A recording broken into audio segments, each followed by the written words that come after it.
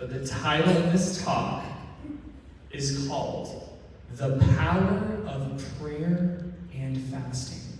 5 stones, 5 myths, and 5 tips to a holier, happier, healthier life. And it's going to be given by kind of a foodie. But let's begin. It'll be fun.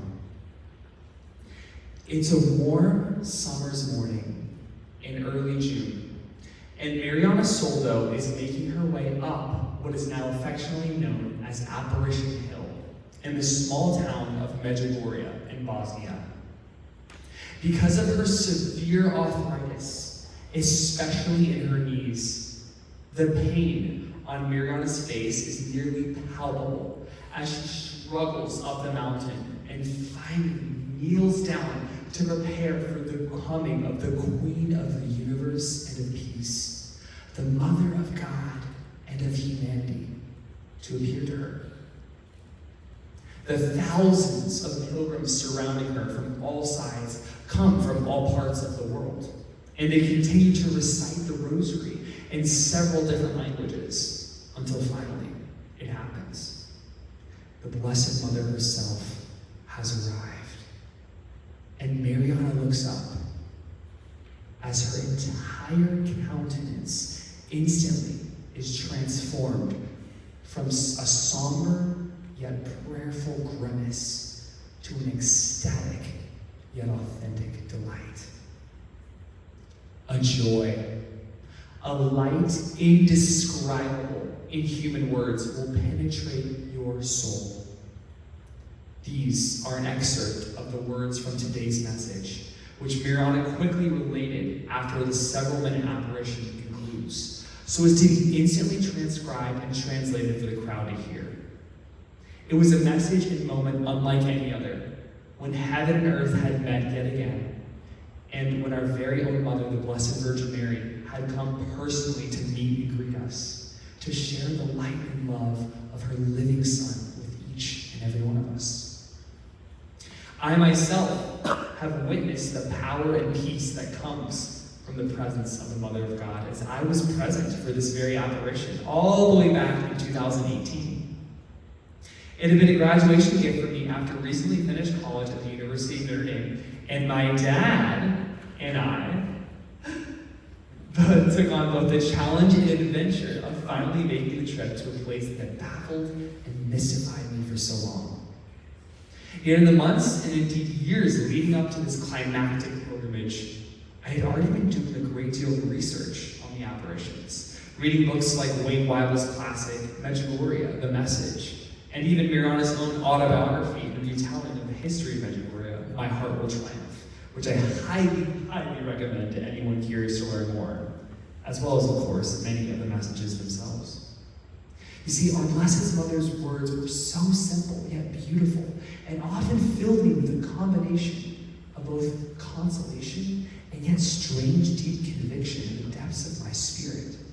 Messages like, love overcomes all difficulties, or nothing is by chance, or even one of my personal favorites, if you knew how much I loved you, you would cry for joy. Yet, if it were possible to summarize all the messages as they first began over 40 years ago, in 1981, they would be the following 5 tenets, pillars, and indeed weapons of our Catholic Christian faith, known as the 5 stones, like those that David used to slay Goliath by the grace of God. Now, many of you have obviously already heard these before from our wonderful and joyful charismatic founder and trailblazer, Father Joseph Mary. But just in case you forget, let's go through each one. The Eucharist, number 1. Going to Mass as much as possible to receive Jesus, body, blood, soul, and divinity right there into our very bodies and souls. Wait, what? We get to have the actual physical presence of Jesus Christ inside of us?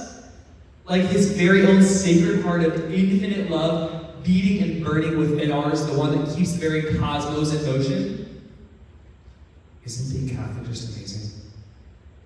Number 2, prayer. especially that of the rosary, the ever-ancient and always new prayer that literally binds us to both our mother and one another, to keep our innermost souls and deepest intentions safe inside the refuge of her Immaculate Heart. Wow. Talk about a powerful, healing, and beautiful prayer. Get your weapon out. Number 3, Scripture. Literally reading the direct and heartfelt words of the God of the universe to us uniquely and personally. Not really thousands of years ago, but right here, right now. And if you don't believe me, try it. It's amazing. Number 4, confession. Getting an actual shower for the soul, as Father Peck calls it. Where we walk in one moment, weighed down by all our sins and selfishness, fear and failures, and walk out cleansed, freed, forgiven, and entirely made new. I am a new creation, as St. Paul says.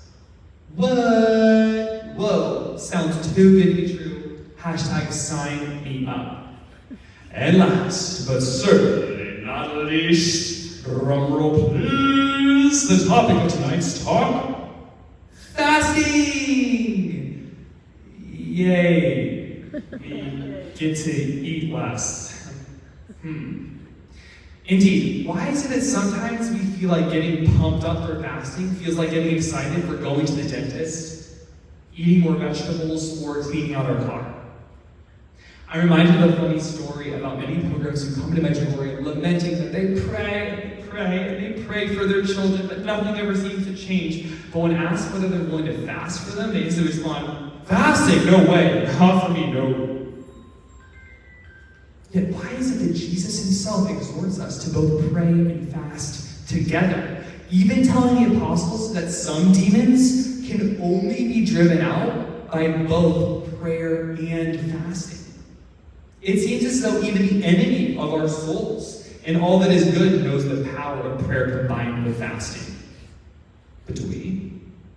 Well, in this talk, I'd like to go through 5 massive myths or misconceptions that have been perpetuated in our modern world, especially, that could be stopping us from seeing and surrendering to the beauty and indeed urgency of fasting, as well as 5 tiny tips that might be helpful for putting fasting into practice, especially for those of us who, like me, can feel like beginners or amateurs all the time in the fasting arena. So without further ado, let's begin. Myth number 1, fasting is dangerous. Let's be honest. If you have the desire to commit yourself to fasting more regularly, it might be best to keep it to yourself. After all, besides trying to please our Heavenly Father, who sees and rewards all that we do in secret, the first thing people will often say when they discover someone's attempts at fasting is something like, oh, you better be careful. This can be very harmful for your health. Or even, are you crazy? You're going to get brain fog, headaches, or worse, malnourishment. Or even, very well-intentioned, loving family members and friends trying in ways both subtle and grand to get us to eat. Well, the first thing I'll say about this, besides sometimes being a supernatural symptom of both spiritual warfare, is that if we really believe, like really and truly, that God himself, who created us, is sustaining our lives and existence, that he has every single hair on our heads and cells in our bodies in the palm of his divine unlimited hands, and that he, through his own mother and ours, is calling us to this prayerful yet prudent practice of just twice a week, something tells me we shouldn't be so quick to protest or persuade ourselves that fasting, so fast, unintended. No wonder some saints were able to live off of the Eucharist, God alone and God himself, for days, months, years, and even decades. That's the power of trust. Yet even from a purely scientific and nutritional perspective, researchers suggest that when the stomach is empty and devoid of having to digest food, the body can focus on other functions, such as detoxifying itself and rebuilding its own system. Indeed, it's been estimated that the average person in the Western world eats 1/3 more than he or she truly needs for the survival and sustenance of their body. Think of America's massive portion sizes, fast food shades, Big Macs, and multi-million-dollar industry of unhealthy and unnatural yet overprocessed and overeating food. According to Dr. Paul Serrano, quote, the only conclusively proven diet to extend life across multiple species in controlled studies is caloric restriction without malnutrition. This isn't just eating less junk, it's a consistent reduction in total calorie intake, usually about 20 to 40%, while still getting all the essential nutrients. In mice and rats, caloric restriction extends lifespan by up to 50%, and in humans, we don't have long-term studies, but it also is a major marker for insulin sensitivity, inflammation, blood pressure, cholesterol, etc. It actually reminds me of the Japanese practice of harachi hachibu, of eating until about 80% fullness. This mindful eating approach can lead to overall improved digestion, risk of cardiac diseases, and in the end, even things like neuronal synapse rewiring, emotional well-being, and paradoxically, increased muscle thickness. Myth number 2, fasting is outdated. Catholicism, Orthodoxy, Protestant brothers and sisters, even other religions like Islam, Judaism, and our secular world know that this is not true. But as Catholics, we really understand that all of the answers to our challenging quests and questions in life and human existence are already in the church. And since the church isn't taking full advantage of them, the world is trying to do just that. All the time I hear about these health fads and people attempting these extreme intermittent fasts, which yield incredible results. And yet I wonder, if the discipline of those working so hard for the health of their bodies were to be put even in an ounce more into the love of God and the good of souls, what would our world look like? Myth number 3, fasting is dieting. Despite all the countless health benefits and people testifying to incredible healing and happiness that fasting can bring, even life-saving changes, ultimately saying no to the body should be done for saying yes to God. We have to remember that fasting is not about our outer appearance, but inner conversion. It's not about a number on a scale, but the love in our soul. It's not about winning the admiration of others here on earth, but amassing a weight of glory that far surpasses all comprehension and the heavenly kingdom of above and for all of eternity. Storing up spiritual treasures, if you will, by giving up physical ones. And indeed, in addition to all the miracles that fasting makes possible, perhaps the greatest miracle of all is its ability to help us fall ever, ever deeper in love with the lover and maker of our souls. Myth number 4, fasting is awkward. So, one of the things I should have to come right out and say before I even get started, obviously I'm started now, I'm certainly by no means an expert on the topic or even practice of fasting at all. I'm just as fallible as every single human being, and I love food. But I just happen to have a lot of desire for it, experience with it, knowledge about it. So think of me not so much as a professional athlete giving a talk on sports, but rather like kind of an armchair sports commentator speaking about the true professional athletes and saints. But if there is one thing that I do somewhat kind of pride myself on in the realm of fasting, it's my recently acquired and honed ability to comply with all the guidelines of our Blessed Mother when I go out to restaurants. And I want to be clear, I love eating out at fun and fancy places, especially with family and friends. Any of my students last year could tell you that my favorite of all Italian restaurant is... Anyone want to guess? Carrara's! Ding, ding, ding, ding. I was just there last night, actually. And you're probably wondering, well, I wonder what he ordered because it was a Wednesday. Well, I had a big bowl of minestrone soup, of course, and it really was huge. We have 2 leftovers. 2 entire to-go boxes leftovers. But admittedly, a lot of it was delicious. Mostly it was the bread dipping and deep drenching and drowning in that soup. But isn't that the beauty and fun of bread and water fast? Finding ways to make it work in our everyday lives while still opening ourselves up to community and fellowship. Now, I'm not saying we need to be like St. Francis, who would pretend to eat food in public only to drop it in his habit and give it away to the poor later on. But I challenge you to be like those in Medjugorje who realize that as long as it's a grain, it's okay.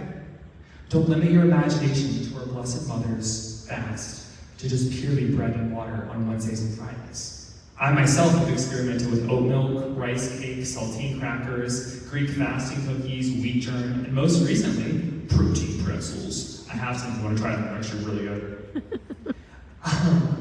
So have fun with your fasting, and you just might inspire those around you to share in the joy. Like Mother Teresa said, joy is the net by which we catch souls. And at the end of the day, if you're in a situation where it might be more charitable just to eat what is set before you, like Jesus himself advised, go for it. Besides, there are plenty of ways to make a sacrifice during meal times other than what you actually eat, such as how much you eat, whether or not you season your food, and how much you eat the other food that you don't like, the kind of food, the quality. I mean, there's all kinds of ways you can be creative. As Matthew Kelly said, never leave the table without practicing some form of fasting. It is these tiny acts that harness the body and make it a worthy servant to strengthen the will for great moments of decision that are part of each of our lives. For you will never have more happiness than you have discipline. Myth number 5, fasting is just impossible.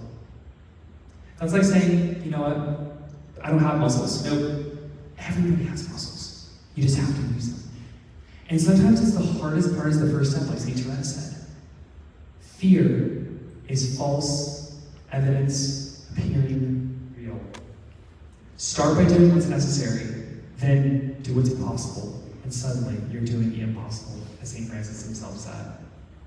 So, here, really quickly, 5 super fast tips that I've kind of acquired over the years for those of you that still might be a little concerned. Number 1, and most importantly, pray first. Why is it Wednesday and Friday?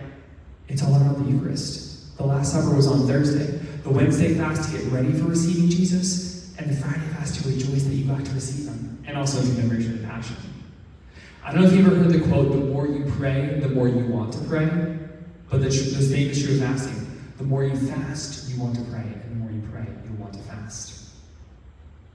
Our heart is already big enough to hold God himself, but fasting allows God to extend the boundaries of our heart and encompass all the heavenly dimensions. Sister Emmanuel Miller writes, this is why those who fast have a special sensitivity and spiritual sharpness. So, number 2, real quick, start small. Perhaps you don't feel called to 2 out of 7 days a week on bread and water every week, and that's totally okay. Even the visionaries themselves had to build up to that point over time.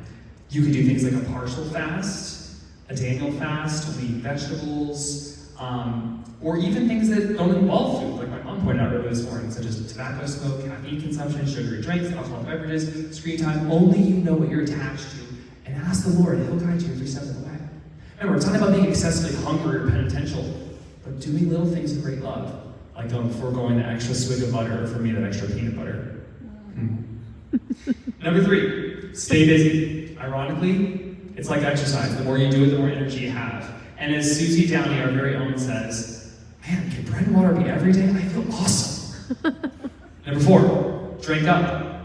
Or as Sister Emmanuel Miller says, drink double on fasting days. And always have a bathroom near you, just in case. Number 5, have fun and be creative. Think outside the box. So, to wrap all of this up, why should you fast? Is it to save thousands of souls and help Jesus experience his love in every single one of us more and more? Absolutely. Is it to perform incredible miracles of body, mind, and spirit, to become happier, healthier, and holier? Absolutely. But maybe the best reason to fast is to simply say yes, just like she did the moment of the incarnation when God himself became man.